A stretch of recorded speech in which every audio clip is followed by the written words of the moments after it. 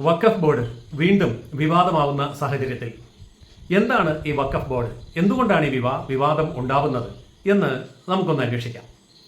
1954 Indian parliament പാസാക്കിയ ഒരു ആക്റ്റാണ് Indian വഖഫ് act. അങ്ങനെയാണ് വഖഫ് ബോർഡ് നിലവിൽ വരുന്നത്. കേരളത്തിൽ ഇന്നിപ്പോൾ ഏറ്റവും ഏറെ ചെയ്യപ്പെടുന്ന ഒരു വിഷയമായതുകൊണ്ട് കേരളത്തിൽ ഇതുമായി ബന്ധപ്പെട്ട് ഉയർന്നു വരുന്ന ഒരു പ്രധാനപ്പെട്ട ചോദ്യത്തിൽ നിന്ന് തന്നെ തുടങ്ങാം. ദേവസ്വം ബോർഡുണ്ട്. ആ ദേവസ്വം ബോർഡിൽ ഹിന്ദുക്കളല്ലാതെ ആരുമില്ല. പക്ഷെ വഖഫ് ബോർഡിൽ മുസ്ലിങ്ങളല്ലാത്ത 2 പേർ ഉണ്ടാവണമെന്ന് പുതിയ നിയമം പറയുന്നു. ഇത് ശരിയാണോ? ധാരാളം മുസ്ലിങ്ങൾ ചോദിക്കുന്ന ഒരു ചോദ്യമാണ്.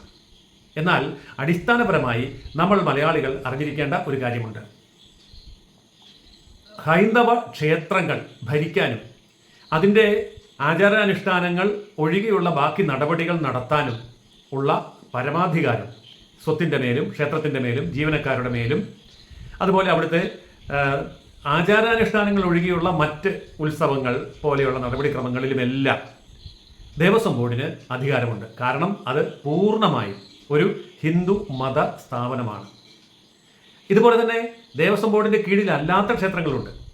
അവിടെ ദേവസ്വം കമ്മിറ്റികളുണ്ട്. ഇനി ക്രൈസ്തവ മതത്തിലേക്ക് വരികയാണെങ്കിൽ അവിടെ ഇടവക പള്ളി കമ്മിറ്റികളുണ്ട്.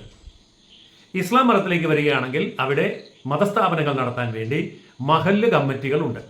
എന്നാൽ ഇസ്ലാം മതസ്ഥാപനങ്ങൾ നടത്തുന്ന മഹല്ല് കമ്മിറ്റികളോ ക്രിസ്ത്യൻ മതസ്ഥാപനങ്ങൾ ആരാധനാലയങ്ങൾ നടത്തുന്ന ഇടവക പള്ളി കമ്മിറ്റികളോ അതുപോലെ തന്നെ ഹിന്ദുവിൻ്റെ ക്ഷേത്ര ഭരണം നടത്തുന്ന ദേവസ്വം ബോർഡോ അല്ലെങ്കിൽ ദേവസ്വം കമ്മിറ്റികളോ പോലെ പ്രവർത്തിക്കുന്ന മതപരമായ ഒരു സ്ഥാപനമേ അല്ല വഖഫ് ബോർഡ്. ഇതാണ് നമ്മൾ അടിസ്ഥാനപരമായി മനസ്സിലാക്കേണ്ട ഒരു കാര്യം. വഖഫ് ബോർഡ് ഒരു മതസ്ഥാപനമേ അല്ല.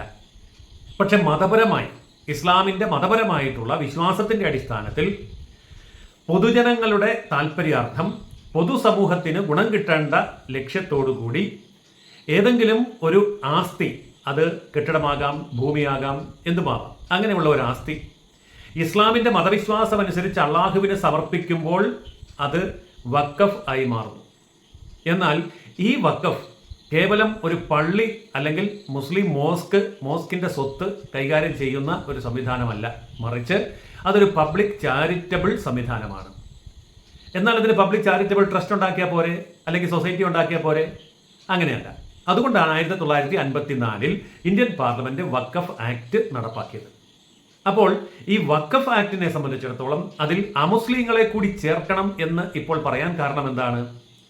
വഖഫ് എന്ന് പറയുന്നത് പൊതുസമൂഹത്തിൻ്റെ ചാരിറ്റി പ്രവർത്തനത്തിന് വേണ്ടി, സേവന പ്രവർത്തനത്തിന് വേണ്ടി മാറ്റിവെക്കപ്പെടുന്ന സ്വത്ത് ആയതിനാൽ അവിടെ ആ സ്വത്തിന്മേലുള്ള അവകാശവും അതിൻ്റെ വിനിയോഗവും അതിൻ്റെ നടത്തിപ്പും കാര്യങ്ങളും പൊതു സമൂഹത്തിന് വേണ്ടിയാണ് നടത്തുന്നത്. കേവലം ഒരു മതപരമായ ആചാര അനുഷ്ഠാന സംവിധാനം അല്ല, ദേവാലയവുമായി ബന്ധപ്പെട്ട കാര്യവും അല്ല. ഇതാണ് ആദ്യമായി നമ്മൾ മനസ്സിലാക്കേണ്ട വസ്തുത. ഇനി ഇത് വിവാദമാകുന്ന വിഷയത്തിലേക്ക് വന്നാൽ എങ്ങനെയാണ് വഖഫ് വിവാദമായത്? അതായത് വഖഫ് ചെയ്യുന്നത് എങ്ങനെയാണ്?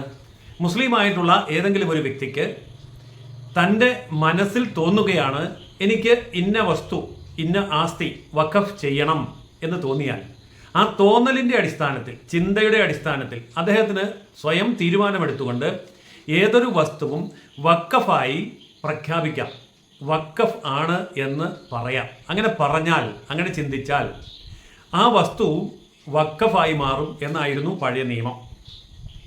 അങ്ങനെ വഖഫായി മാറും എന്ന് ഒരാൾ പറഞ്ഞതിൻ്റെ അടിസ്ഥാനത്തിൽ ഇന്ന് ഭാരതത്തിൽ 9,40,000 ഏക്കർ ഭൂമി വഖഫ് ഭൂമിയായിട്ട് കണക്കാക്കപ്പെടുന്നുണ്ട്. ഇതിന് തന്നെ 1,20,000 കോടി രൂപയുടെ ആസ്തി ഉണ്ട് എന്നും പറയപ്പെടുന്നുണ്ട്. ഇതൊന്നും കൃത്യമായ കണക്കാണോ എന്ന് ചോദിച്ചാൽ അല്ല, പക്ഷേ ഏറ്റവും കുറച്ച് കൂട്ടിയാൽ അത്രയും വരും. ഇതിൽ ഡൽഹിയിൽ തന്നെ വഖഫ് സ്വത്തായി ഇപ്പോൾ പ്രഖ്യാപിച്ചിരിക്കുന്ന 246 സർക്കാർ വസ്തുക്കൾ ഉണ്ട്. ഇതിൽ ഏറ്റവും പ്രൈം പ്രോപ്പർട്ടി ആയിട്ടുള്ള, അതായത് പാർലമെൻറ്റ് ഹൗസിനോടും ഒക്കെ ചേർന്നിട്ടുള്ള സ്ഥലങ്ങൾ തന്നെ 123 പ്രൈം പ്രോപ്പർട്ടികൾ ഡൽഹിയിൽ തന്നെയുണ്ട്. കൂടാതെ ഡൽഹി ഡെവലപ്മെൻറ്റ് അതോറിറ്റിയുടെ കീഴിൽ 108 ഭൂമികളുണ്ട്. ഇത് ഇന്ത്യ മുഴുവനുണ്ട്. ഡൽഹിയിലെ കാര്യമാണ് ഞാനിപ്പോൾ സൂചിപ്പിച്ചത്. ഉത്തർപ്രദേശിലെ ലാൽ ശിവാലയ ക്ഷേത്രം ഒരാൾ വഖഫായിട്ട് പ്രഖ്യാപിച്ചു. അതിപ്പോൾ വഖഫിൻ്റെ ഭൂമിയാണ്, കേസ് നടന്നുകൊണ്ടിരിക്കുകയാണ്.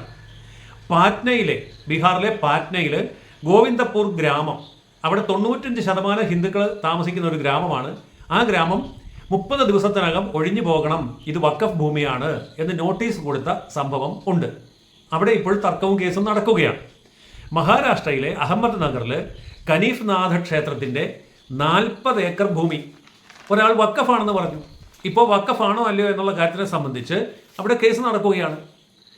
അതുപോലെ തന്നെ കർണാടകത്തിലെ വിജയപുരം ജില്ലയിൽ 1500 ഏക്കർ ഭൂമി ഒരാൾ വഖഫാണെന്ന് പറഞ്ഞു. അപ്പോൾ അത് വഖഫായി, പിന്നെ അത് ക്ലറിക്കൽ മിസ്റ്റേക്ക് ആണെന്നൊക്കെ പറഞ്ഞ ആ വിഷയം പരിഹരിച്ചിട്ടുണ്ട്. എന്നാലും വളരെ നാൾ ഈ പ്രശ്നം അവിടെ നിലനിന്നു. ഇനി നമ്മൾ കേരളത്തിലേക്ക് വന്നാലോ, മുനമ്പത്ത് 610 കുടുംബങ്ങൾ അവരുടെ കൈവശമുണ്ടായിരുന്ന 404 ഏക്കർ ഭൂമി അവർ വില കൊടുത്തു മേടിച്ച് ആധാരമെഴുതി കരമടച്ച് പേരിൽ കൂട്ടി കരം തീർത്ത് സ്വന്തമായിട്ട് അനുഭവിച്ചുകൊണ്ടിരുന്നതായിരുന്നു. പക്ഷേ അത് ഒരാൾ വഖഫ് ചെയ്തു. അതോടുകൂടി 610 കുടുംബങ്ങൾ കുടുക്കിലായി. കേരളത്തിലായതുകൊണ്ട് നമുക്കിത് പെട്ടെന്ന് പറഞ്ഞാൽ മനസ്സിലാകുമല്ലോ. അപ്പോൾ ഇങ്ങനെയൊക്കെ വരുമ്പോൾ ഇന്ന് ഇന്ത്യ എമ്പാടും വഖഫ് സ്വത്തുക്കളാണ് എന്നറിയപ്പെടുന്ന സ്വത്തുക്കൾ, അമുസ്ലിങ്ങളായിട്ടുള്ള ആൾക്കാരുടെയും സർക്കാരിൻ്റെയും സ്വത്തുക്കൾ, അത് തർക്കഭൂമിയായി മാറി. തർക്കഭൂമിയായി മാറിയാൽ എന്ത് സംഭവിക്കും? പണയം വെക്കാൻ പറ്റില്ല, വിൽക്കാൻ പറ്റില്ല.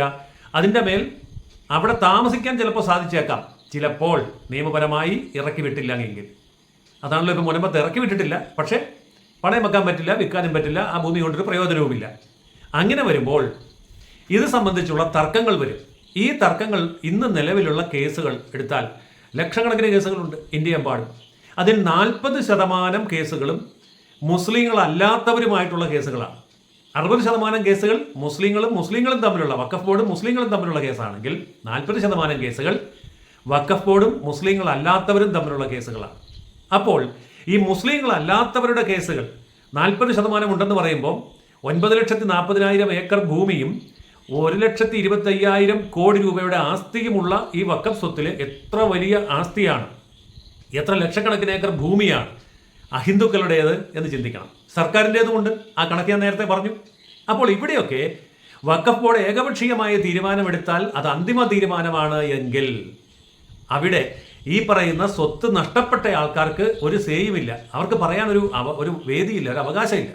അതുകൊണ്ടാണ് പുതിയ നിയമപ്രകാരം അഹിന്ദുക്കളായിട്ടുള്ള 2 പേരെ കൂടി ഈ വഖഫ് ബോർഡിൽ ഉൾപ്പെടുത്തണം എന്ന പുതിയ നിയമം വന്നിരിക്കുന്നത്. അത് പരിഹരിക്കാൻ വേണ്ടിയുള്ള ഒരു സംവിധാനം എന്നുള്ള നിലയിലും ഈ ഭാരിച്ച സ്വത്ത്, ലോകത്തെ തന്നെ ഏറ്റവും വലിയ വഖഫ് സ്വത്ത് എന്ന് പറയുന്നത് ഇന്ത്യയിലാണുള്ളത്, ആ ഭാരിച്ച സ്വത്തിനെ കുറ്റമറ്റ രീതിയിൽ നടത്തിക്കൊണ്ടു പോകാനും അതിൻ്റെ ഓഡിറ്റിംഗ് ചെയ്യാനും അത് ഭംഗിയായി നടത്തി പാവപ്പെട്ടവർക്ക് പ്രയോജനം കൊടുക്കാനും വേണ്ടി ഉണ്ടാക്കിയതാണ് വഖഫ് ബോർഡ്. അതിനെ മതപരമായി കൈകാര്യം ചെയ്ത് അതിനെ വൈകാരികത വളർത്തി അതൊരു വർഗീയ വിഷയമാക്കി മാറ്റി അതിനെ ഇന്ത്യൻ ഭരണഘടനയ്ക്കും ഇന്ത്യയിലെ കോടതികൾക്കും ഇന്ത്യയിലെ നിയമങ്ങൾക്കും പുറത്തു നിർത്തി കൊള്ളയടിക്കുന്ന സംവിധാനത്തിനെതിരെയാണ് ഇപ്പോൾ കോടതിയും ശക്തമായി പിടിമുറുക്കിയിരിക്കുന്നത്.